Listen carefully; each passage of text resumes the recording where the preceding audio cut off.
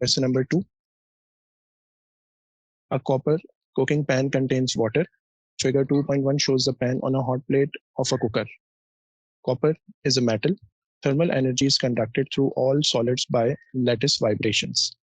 Describe one other way in which thermal energy is conducted through the copper. तो copper के बारे में ये बात हमें यहाँ पे हाईलाइट की गई है कि it is a metal.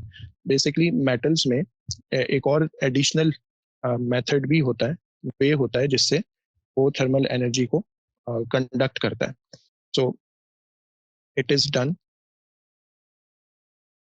Through free electrons. कुछ ऐसे इलेक्ट्रॉन्स होते हैं आउटर शेल्स में जिन पे न्यूक्लियस की ग्रिप बहुत वीक होती है, तो ये जो फ्री इलेक्ट्रॉन्स होते हैं ये थर्मल एनर्जी को भी कंडक्ट करते हैं. और कैसे करते हैं? दे gain thermal energy from the hot plate.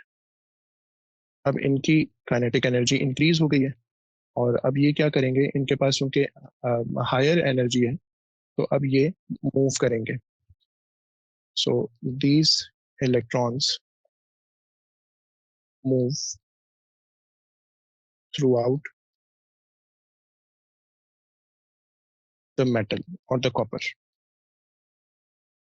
तो 3 बातें हमने यहाँ पे लिख दी हैं 3 मार्क्स के आंसर में. नंबर 1, मेथड क्या होता है? It is done through the free electrons. उसका कॉन्सेप्ट क्या है, कैसे होगा? So they gain thermal energy from the hot plate.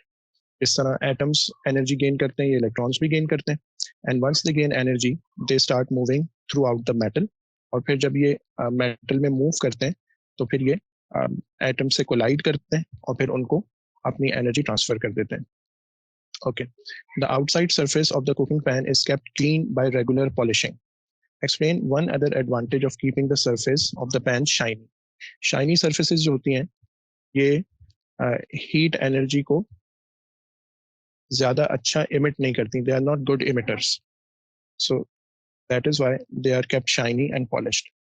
Shiny surfaces are poor emitters of radiation.